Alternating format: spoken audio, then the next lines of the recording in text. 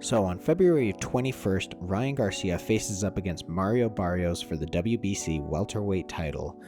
But he's not only fighting for the championship that night, I think he's fighting for the right to be taken seriously in the boxing world and from his fans in general. If he loses this fight, or doesn't even win in a convincing fashion, I think his career changes permanently for the worst. Let's talk about why. Now let's just address the reality of Ryan Garcia as a boxer currently. We're not going to talk about who he is as a person or a celebrity or all the shenanigans that's been going on over the past couple of years. Let's just look at his record of 24-2 with one no contest, and that no contest obviously is the Devin Haney fight, originally a win that was overturned after Garcia tested positive for Ostarine, then took a 1-year suspension. After that fight in May 2025, he comes back on a huge stage fighting in the middle of Times Square, New York against Rolly Romero, of all people, who, was he impressive that night? Yes, I'll give him his credit, but he's not the best boxer in the world. He takes a unanimous decision loss against Romero and gets knocked down in an offensive manner. Ryan couldn't get his offense going at all. His trademark left hook was completely absent that night. Obviously, a lot of people talked about, the fact that he's coming off of a drug scandal, so maybe that's the situation, or maybe, he just couldn't get up to the fight. There's the whole mental health issue. That's been unpacked 101 times. I'm not going to go over that. I'm just going to talk about exactly where we are with Ryan Garcia. Prior to the Devin Haney fight, in April of 2023, he got knocked out by Tank Davis with that body shot, and that was really the last time he was in a mega spotlight fight, right? And it ended with him getting knocked out. So every time that he has stepped up, Rolly Romero as a competitor is not really a step up, but the event was a step up. He lost. Devin Haney, huge step up in competition. He won the fight, sure, but he lost on the merit that he cheated.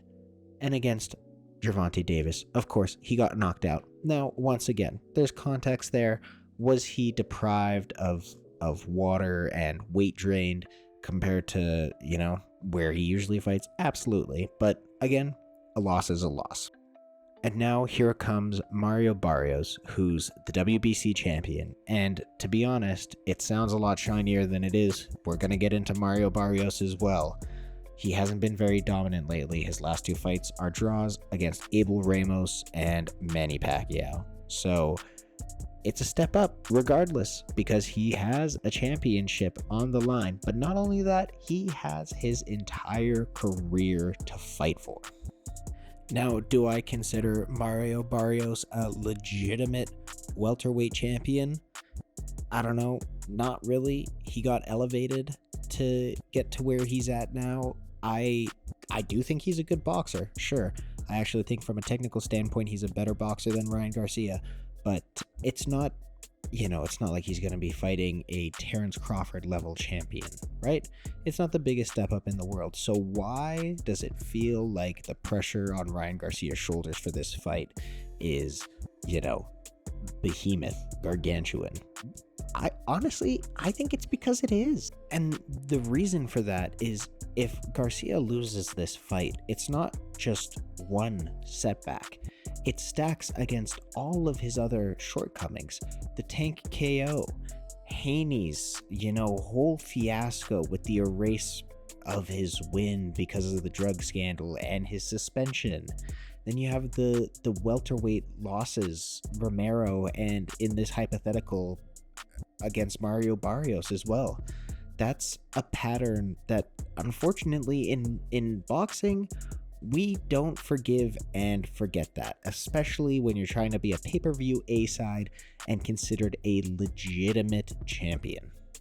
And the winner of this Mario Barrios-Ryan Garcia fight has something arguably bigger on the line, with Conor Benn as the number 1 contender at welterweight after his 2 fights with Chris Eubank. He is a hot commodity. So Ryan Garcia, puss, big minge.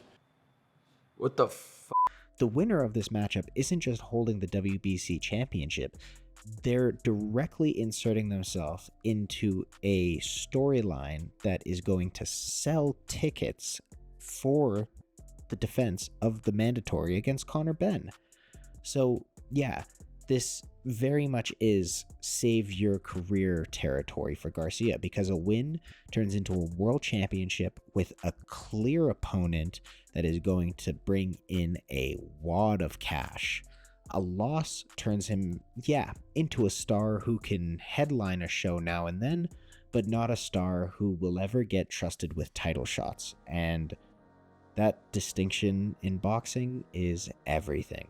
So I've yapped about, why this fight is important to Ryan, but what chance does Ryan have to actually beat Mario Barrios? Well, if we look at the recent fights that Mario Barrios has been in, like let's take Pacquiao for example, CompuBox had Barrios throwing 423 jabs across that fight. He uses his jab constantly to control rhythm and win enough rounds to squeak by.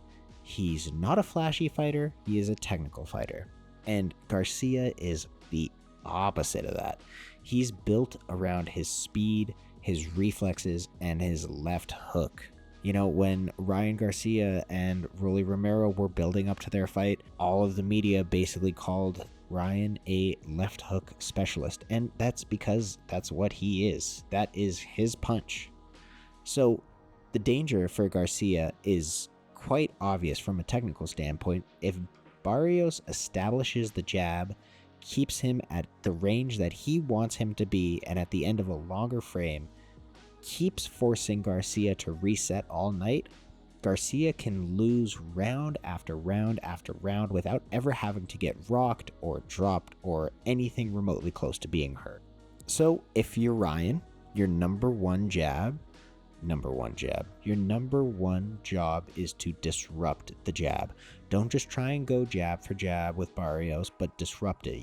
Parry it, slip to the outside, and punish the jab either to the body or upstairs, so that Barrios, number one, can't just pile up points with the jab, but you got to make him think about throwing the jab over and over again. Because if Barrios goes out there and throws 400 plus jabs again, you're basically donating rounds to him and getting peppered while you do it. Ryan Garcia easily has the speed to get in for a quick 1-2 touch, punish Barrios, and exit outside of the range to reset before Barrios can establish his jab at the end of the range, use any straights. I think that's going to be Ryan Garcia's best bet, is to kind of fight almost like an in and out fighter and pressure Barrios into making mistakes, walking him into that left later on in the fight.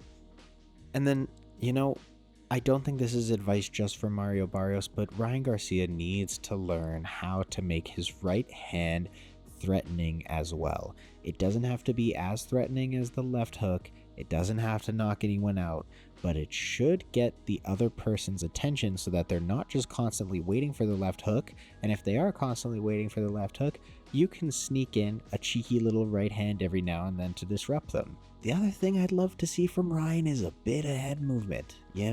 For such a fast and athletic guy, he really does fight upright and stiff. So if he can just loosen up a little bit, move his head, move his feet, throw the right hand, I think he will be a dangerous fighter. Now, Ryan Garcia's relevance is, I don't think, going to be in question for a long time. He has 13 million followers on Instagram. That is crazy. When you compare it to his opponent Mario Barrios, who has, I think, just over 200,000, it's very easy to see that Ryan Garcia is supremely popular. But again, his career is boxing. That popularity does not help you inside of the ring. And Ryan Garcia has the opportunity to make a Cinderella story of a comeback for his career and become a champion. It all hinges on how he treats this fight with Mario Barrios. And we're going to see exactly what happens on February 21st. And if Ryan Garcia can't pull the win off against Mario Barrios, I do see a slow and steady fade into irrelevancy, at least from a boxing perspective, and probably from a social media perspective as well. But if I have to make a prediction, I'm no betting man, but if I was to bet anything, I could see Ryan catching Mario with a flash left hook, fast as lightning, in the 5th round, put him on his back. Maybe he beats the count once, gets swarmed, and the ref calls it, but that'll be my prediction. 5th round KO, Ryan Garcia. Maybe I'm predicting that because I really hope that Ryan can pull it off. But I don't know. I'm not a betting man. Let me know what you guys think in the comments below. Let me know what you thought about the video. And of course, let me know who you think is going to walk home victorious February 21st. Is it going to be Mario Barrios or is it going to be Ryan Garcia? Thank you.